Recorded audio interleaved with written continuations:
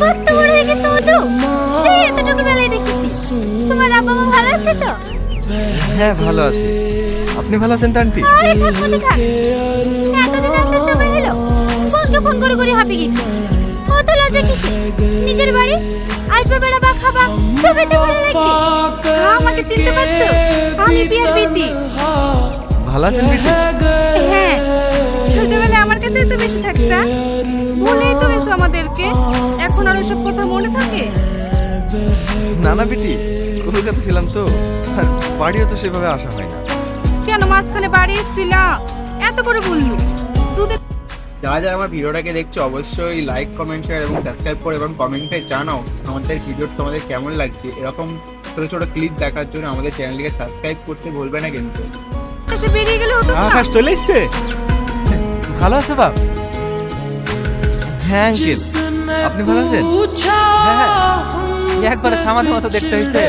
মুখের কথাই কেড়ে নিলে ভাই, একেবারে রামপুর মতোই হয়েছে। আসতে কোনো অসুবিধা হয়নি তো বাপ? না আঙ্কেল, যাও বাপ যাও, ঘরে উঠে বসো। প্রিয়া যা ঘরে দিস। হ্যাঁ চলেন। আবার পিছাচ্ছি কেন? ভেতরে ঢোক। उसको सीने से लगा कर रो পকড়লি কেন?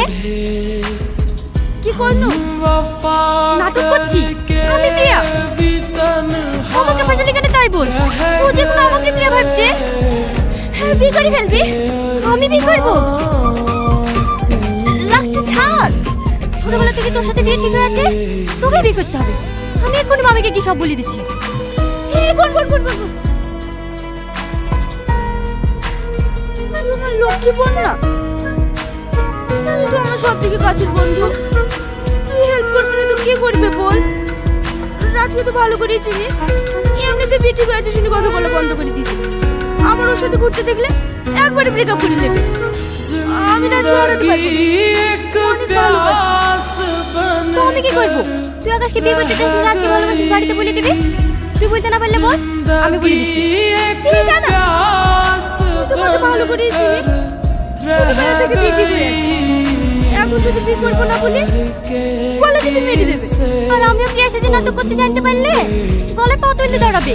যারা যারা ভিডিওটি সম্পূর্ণভাবে দেখেছো তাদেরকে অনুরোধ করে বলছি তারা অবশ্যই চ্যানেলটিকে সাবস্ক্রাইব করবেন, লাইক করবেন, কমেন্ট করবেন, শেয়ার করবেন এবং যারা যারা ভিডিওটি দ্বিতীয় অধ্যায় দেখতে চাও তারা অবশ্যই কমেন্ট করে জানাবেন এবং সাবস্ক্রাইব করতে অবশ্যই ভুলবেন না।